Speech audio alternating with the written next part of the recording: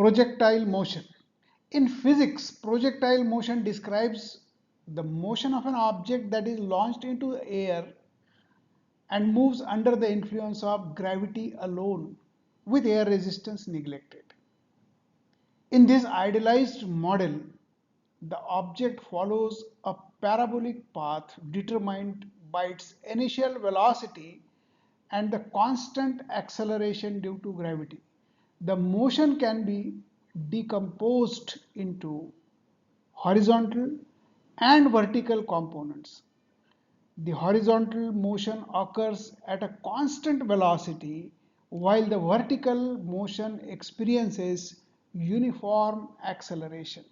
That is acceleration due to gravity acting vertically downwards. Today we shall deal with projectile motion with analytical approach. I am going to refer Fundamentals of Physics by Halliday, Rusnick and Walker. I am Dr. Shyamkant Anwane, Professor and Head Department of Physics, Sri Shivaji Education Society, Amravati Science College, Nagpur. A particle moves in a vertical plane with some initial velocity, but its acceleration is always the free fall acceleration, which is downwards.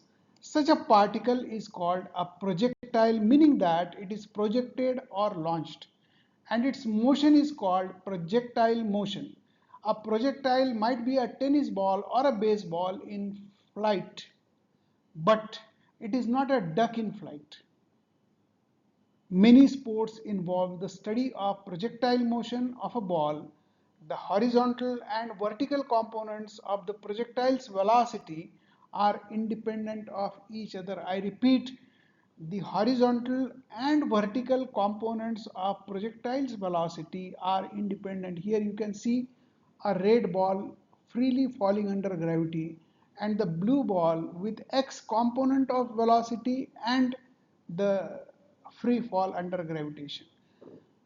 In sports, racquetball player who discovered the shot in 1970s easily won his game because the ball's perplexing flight to the rear of the court he understood. Our goal here is to analyze the projectile motion using the tools for two-dimensional motion and making the assumption that air has no effect on the projectile,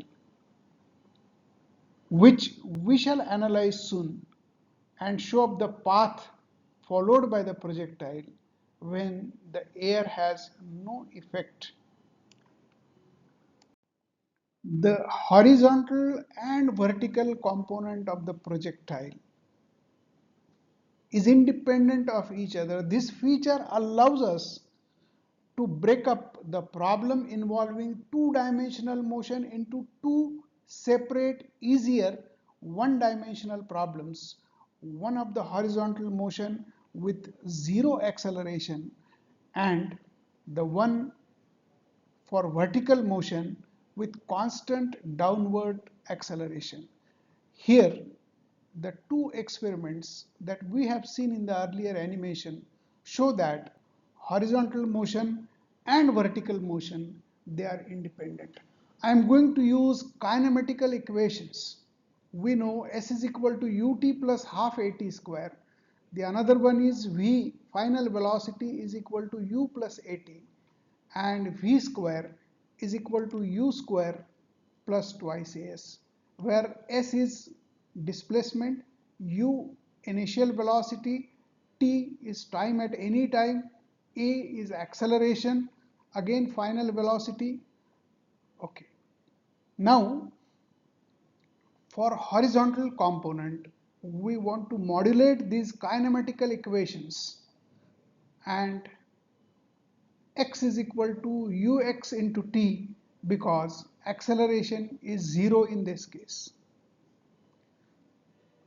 Here you can observe s is being replaced by x, u is replaced by ux because we are talking about the horizontal component which is represented along x-axis, and final velocity v we are going to call vx, and there is no acceleration along x direction.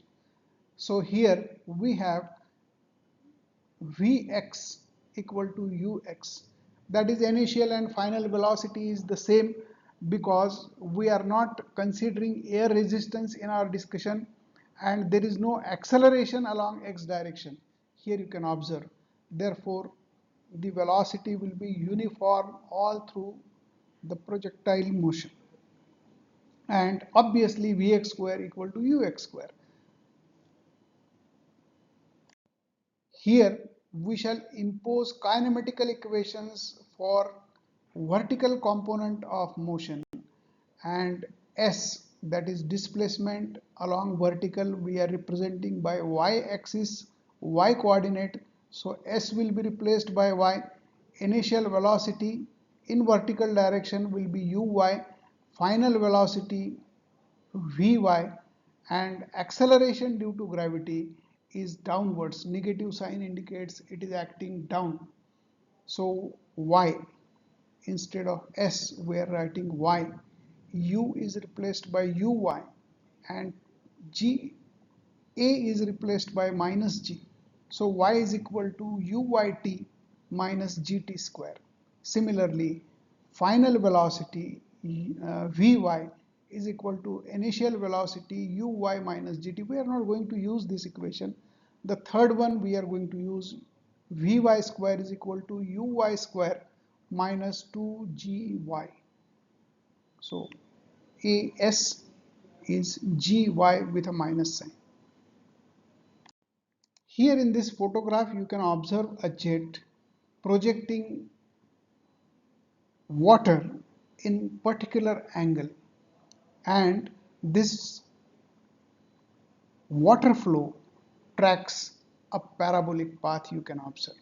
We are going to write equation for this projectile motion. Now we will resolve the velocity component into two parts, that is x component of velocity and y component of velocity. For this, consider x-axis and y-axis, and the velocity of the water drops having velocity u in general, that has components x and y. It makes an angle theta with x-axis, and you can observe that the velocity vector u can be resolved into ux component and uy component. This vector u makes an angle theta with x-axis. Now in this slide we are going to establish the projectile equation, that is equation for the path. Now the horizontal component of the motion is uniform all through, and that horizontal component is x component, ux is u cos theta, and the displacement along x we can write as ux into t, that is u cos theta t, and we can rewrite that expression for time t is equal to x upon u cos theta. Now, vertical velocity under gravity. Y component of velocity is vertical velocity, which is uy equal to u sine theta. And the kinematical equation S is equal to ut plus half at square we are writing as y into uyt minus 1 by 2 gt square, and y component we are writing u sine theta, and our expression takes this form. So here I have changed the color of t because I want to substitute t from this equation, and we can observe that on simplification we get an equation which is y equal to x tan theta minus g upon u square cos square theta into x square. So here this u is cancelled, sin theta upon cos theta is tan theta. So this simplification offers us this very equation. So this equation is the projectile equation, or we can call this as equation for the path of the projectile. The time of flight is the time during which the projectile is moving from starting point to the end point. So here you can observe a counter showing 19.563 seconds. So that is the time of flight of projectile. Now the stopwatch is showing us that number. How to calculate this? We shall deal with this. For this, we are going to consider the vertical component of the motion and displacement along y. S we are replacing by y. The initial velocity, I am talking about the y component of velocity uy, which is u sine theta, and acceleration along y direction is minus g. So I have used this kinematical equation. So we have y is equal to u sine theta into t minus 1 by 2 gt square. So here the physical situation is that you can observe this is the starting point and this is the end point. We are interested in measuring the time of flight of the projectile. So here the condition is y equal to 0 at starting point and at end point. At starting point it was t equal to 0 and at end point it is t equal to capital T. We shall substitute this in last equation. Y is being replaced by 0 and small t is being replaced by capital T, which is time of flight. We can rearrange this equation for t, which looks as 2u sine theta upon g, or u sine theta you can write as uy, 2 times uy upon g. So this is an important equation that we have about time of flight of projectile. The second point that we are going to discuss is range of the projectile. When projectile is moving from starting point to an end point, we have the range along x-axis is the distance traveled by the projectile on x-axis. So here you can observe a range. I have rewritten here the time of flight equation and the first kinematical equation s is equal to ut plus half at square. Now, as I'm going to talk for range, I'm going to talk about x-axis, which is horizontal axis, and displacement I'm replacing by x. Uh, Velocity I'm talking about x component, which is u cos theta, and there is no acceleration as such along x direction. So we have s is equal to ut. This part will be 0 because acceleration is 0. So the physical condition is that x is equal to capital R represents range of the projectile when the projectile travels for its complete flight time capital T. So we shall plug in the value, will replace x by R, small t by capital T, and then we want to replace this t from this equation. So t is being replaced by 2u sine theta upon g, and we can club it together as 2 ux into uy upon g, or you can simplify this 2 times sine theta into cos theta as sine of 2 theta. So this u and this u will be u square. So in this fashion we can find out a range of the projectile. The third and the last part of the projectile parameter is height of the projectile. That here it is gaining maximum height, and this height we are going to call as height of projectile. Obviously we are on the vertical axis. Obviously we'll be talking about displacement y.